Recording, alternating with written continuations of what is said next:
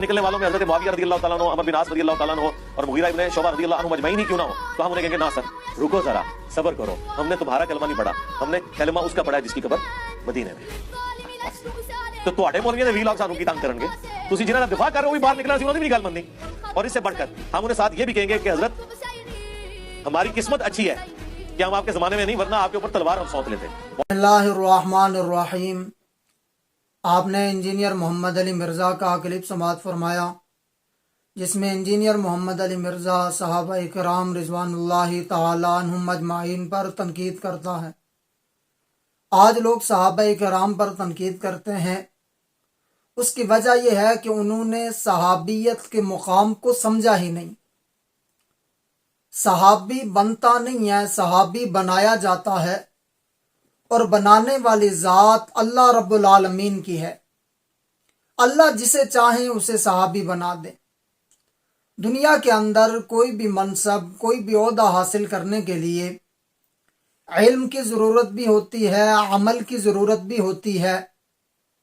علم و عمل کے ذریعے کوئی بھی منصب حاصل کیا جا سکتا ہے، لیکن رب کعبہ کی قسم نہ علم کے ذریعے منصب صحابیت کو حاصل کیا جا سکتا ہے، نہ عمل کے ذریعے منصب صحابیت کو حاصل کیا جا سکتا ہے۔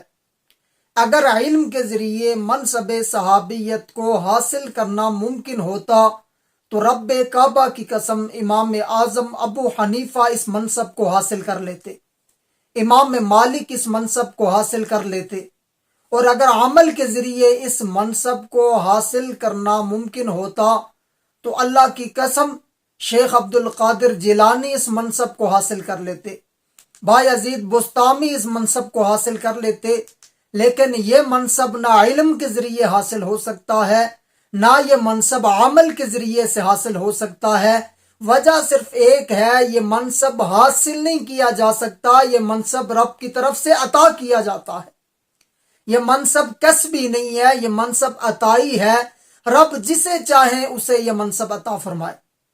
اور منصب صحابیت کی صرف دو شرائط ہیں، ایک یہ کہ ایمان کی حالت میں آپ صلی اللہ علیہ وسلم کے چہرے کا دیدار، اور دوسرا ایمان کی حالت پر اس کا انتقال ہونا، اسے صحابی کہتے ہیں۔ صحابیت کا مقام اتنا بلند ہے کہ اللہ رب العالمین نے قرآن مجید فرقان حمید میں فرمایا وَكُلًّا وَعَدَ اللَّهُ الْحُسْنَى، میں نے ہر ایک صحابی کے ساتھ جنت کا وعدہ کر لیا۔ دوسری جگہ اللہ رب العالمین نے فرمایا ان الذین سبقت لہم من الحسنى، جن کے ساتھ ہماری طرف سے حسنہ کا وعدہ ہو چکا، جنت کا وعدہ ہو چکا، اولئک عنہا مبعدون، انہیں آگ سے دور رکھا جائے گا۔ آگ میں جانا تو درکنار، انہیں آگ کے قریب بھی نہیں جانے دیا جائے گا۔ آج لوگ کہتے ہیں ان کی آپس میں جنگیں ہوئی، ان کی آپس میں لڑائیاں ہوئی، حضرت علی اور حضرت امیر معاویہ کے درمیان جنگ ہوئی، جنگ جمل، جنگ صفین ہوئی، حضرت علی المرتضیٰ کی شہادت، حضرت عمار بن یاسر کی شہادت، حضرت طلحہ، حضرت زبیر کی شہادت۔ من کا قرآن کا فیصلہ وہی ہے، اولئک عنہا مبعدون، انہیں آگ سے دور رکھا جائے گا۔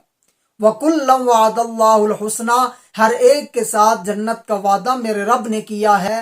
آپ صلی اللہ علیہ وسلم نے فرمایا لا تمس النار مسلما رآنی او رآ من رآنی، جس نے مجھے دیکھا یا میرے دیکھنے والے کو دیکھا، رب اس پر جہنم کی آگ کو حرام کر دیں گے۔ یعنی جس نے چہرہ مصطفیٰ کا دیدار کیا، رب اس پر بھی جہنم کی آگ کو حرام کر دیں گے، اور چہرہ مصطفیٰ کو دیکھنے والوں کو جس نے دیکھا، رب اس پر بھی جہنم کی آگ کو حرام کر دیں گے۔ صحابی تو صحابی کا مقام تو اس قدر بلند ہے کہ انہوں نے چہرہ مصطفیٰ کا دیدار کیا، ان پر تو جہنم کی آگ حرام ہے۔ یہ قرآن کا فیصلہ بھی ہے، یہ میرے مصطفیٰ کا فرمان بھی ہے۔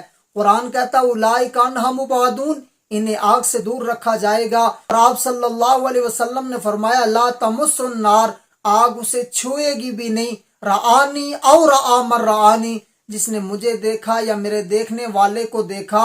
تو صحابہ کرام نے چہرہ مصطفیٰ کا دیدار کیا، ان کو تو آگ نہیں چھو سکتی، یہ قرآن کا فیصلہ بھی ہے، آپ صلی اللہ علیہ وسلم کا فرمان بھی ہے۔